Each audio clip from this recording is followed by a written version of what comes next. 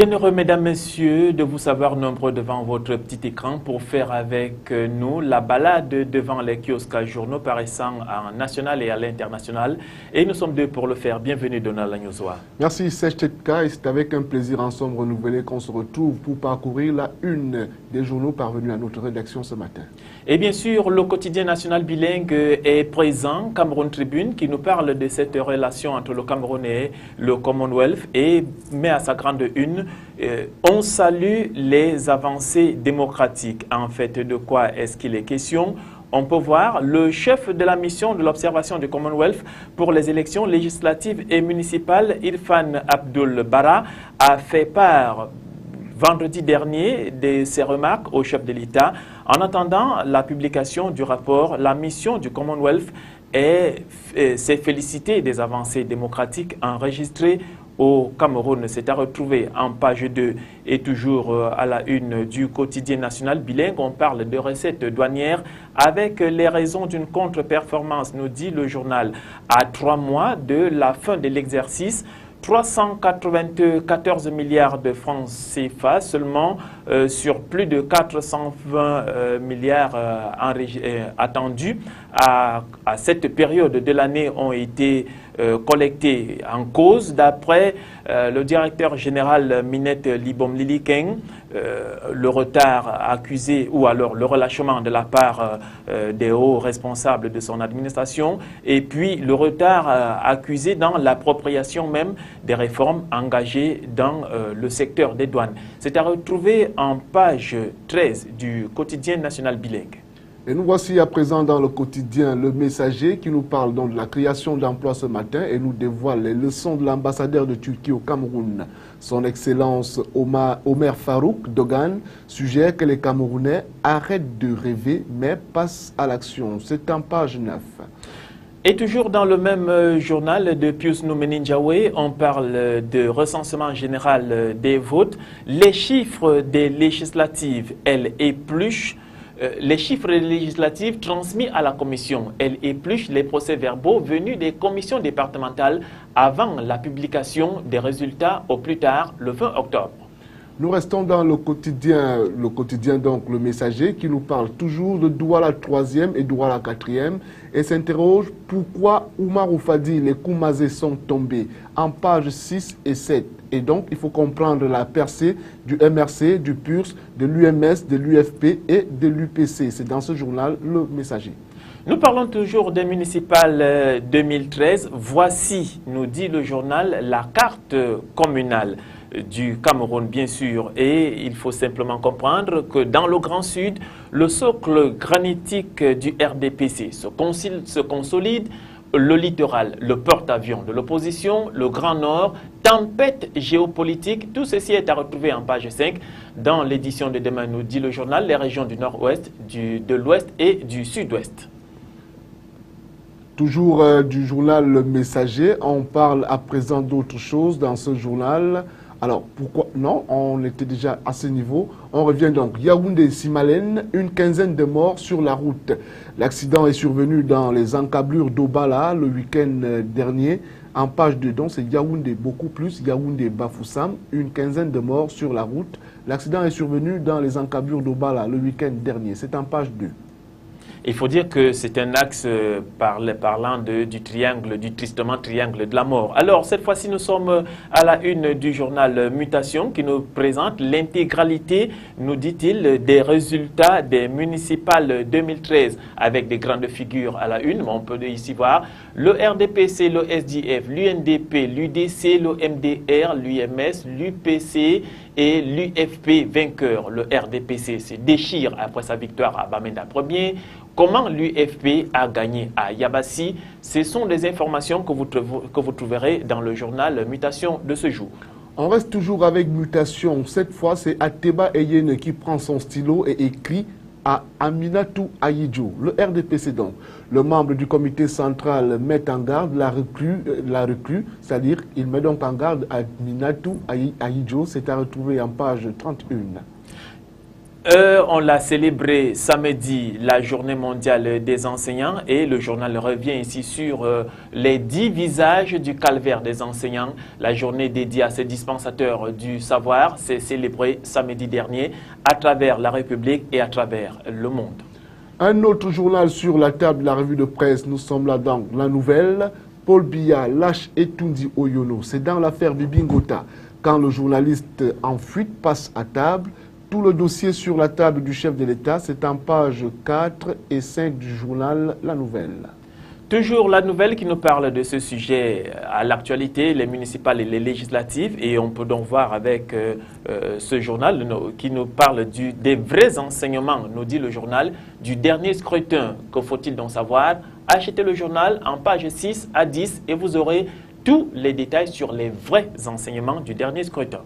Et si vous vous rendez du côté d'un Sam au quartier Sam à Yaoundé, vous retrouverez en bonne et due place, le journal L'Anecdote, qui nous parle donc aujourd'hui, ou alors qui s'interroge pourquoi il quitte le gouvernement.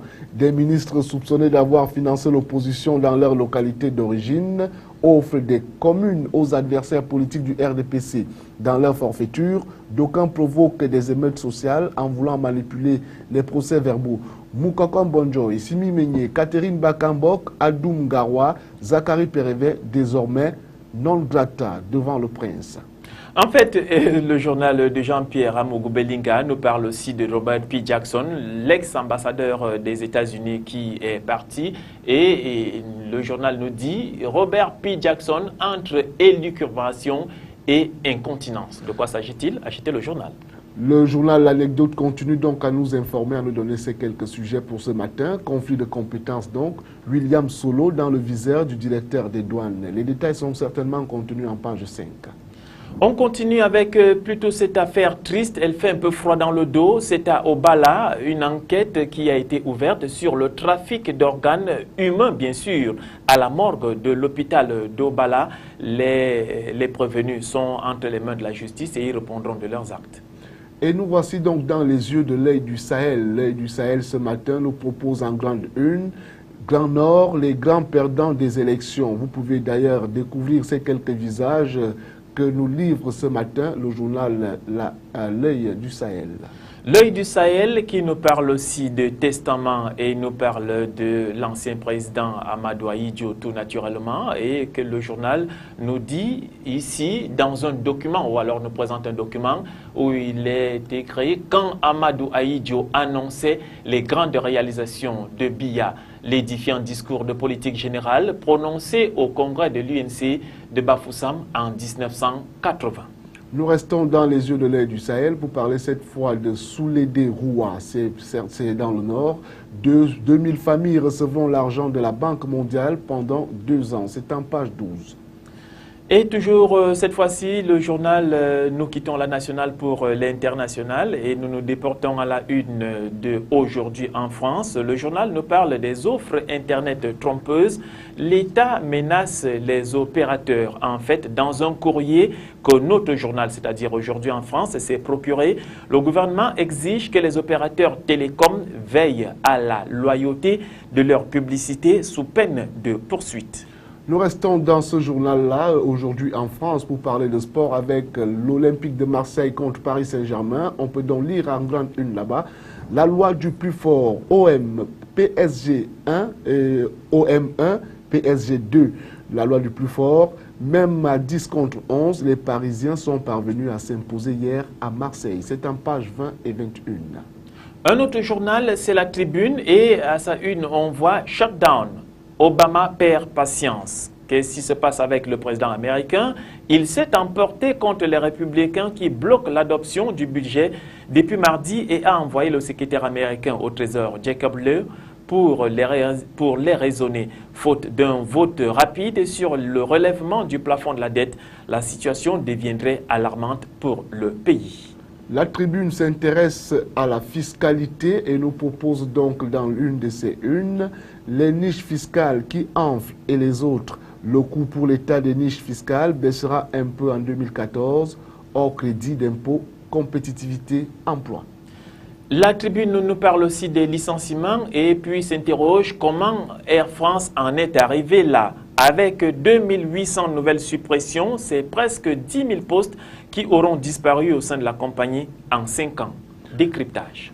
Nous restons dans le journal La Tribune pour évoquer justement cette affaire sur la 4G. Bouygues Télécom contraint de retirer une publicité comparative.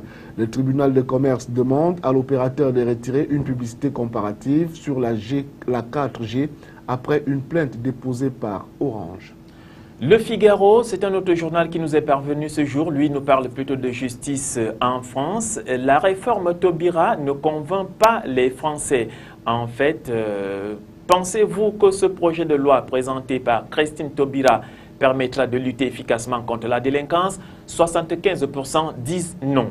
Sur les questions de sécurité et de justice, faites-vous plutôt confiance à Manuel Valls ou à Christian Taubira? 45% à aucun des deux. Dans une enquête IFOP pour Le Figaro, les 3/4 des sondés estiment que le projet de loi pénale présenté mercredi en Conseil des ministres ne permettra pas de lutter efficacement contre la délinquance.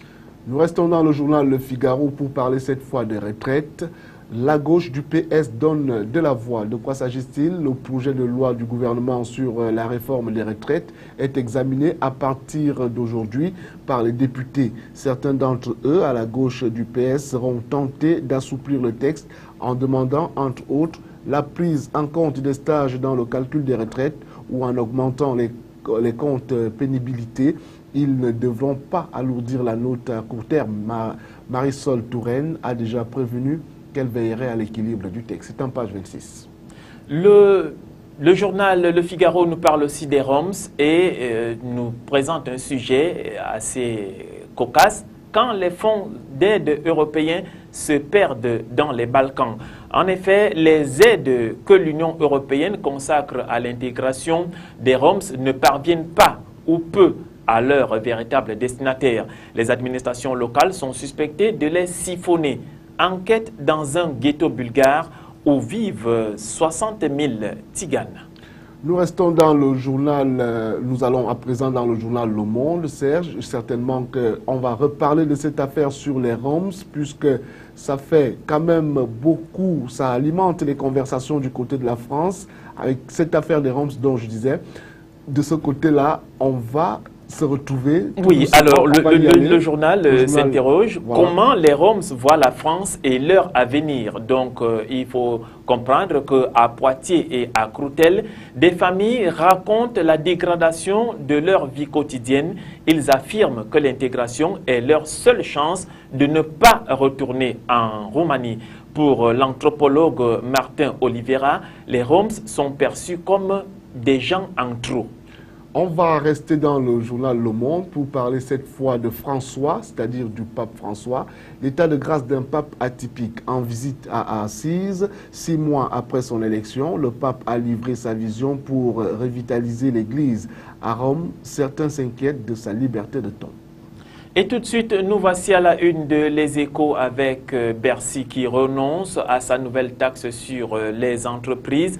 Moscovici l'a annoncé hier. Le gouvernement reporte la taxe sur l'excédent brut d'exploitation.